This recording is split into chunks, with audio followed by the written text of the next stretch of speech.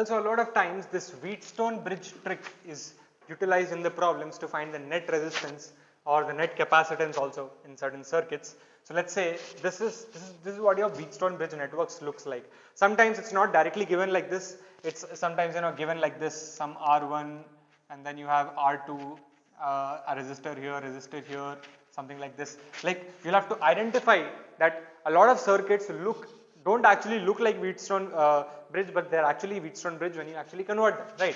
So the condition here is if your R1 into R4 is equals to R2 into R3. If this happens, then the Wheatstone bridge is said to be balanced. In that case, this point and this point will have to be at the same potential, B and D.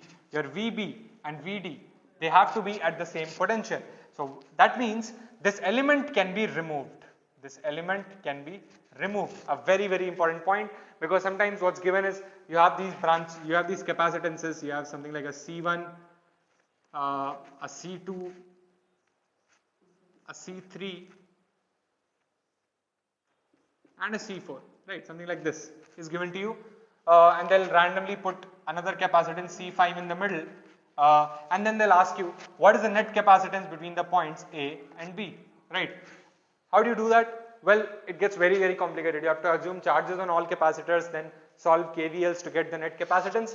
But if you identify that your C1, C3 is equals to C2, C4, if that happens, then your Wheatstone bridge is said to be balanced, right? Just like your R1, R4 is equal to R2, R3, your C1, C3 is equal to C1, C4. That means your opposite products are the same.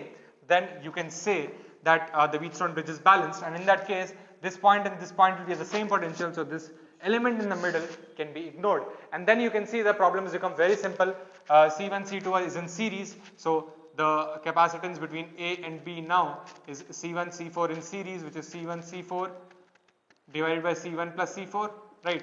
And then you have C2, C3 in series, so you have C2, C3 divided by C2 plus C3, and these two in parallel, so you just add them up to get the net capacitance. Likewise here, one more important point, if you have a Wheatstone bridge which is balanced, then you can replace these two elements. That means you can put the element here, you can put E here, and the balancing condition will remain the same. That means what I'm trying to say is your R1, R2,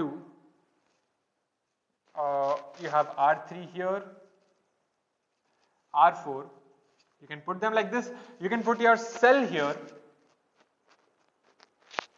and you can put the element here. Let's say that the element is E, right? Even here the balancing condition will remain the same. If you interchange the cell and the element, the balancing condition does not change, it remains the same. So remember, try to identify Wheatstone bridge networks in your circuit. At least one question in the paper should have a Wheatstone bridge which you have to identify, and then use this particular trick to simplify your problem.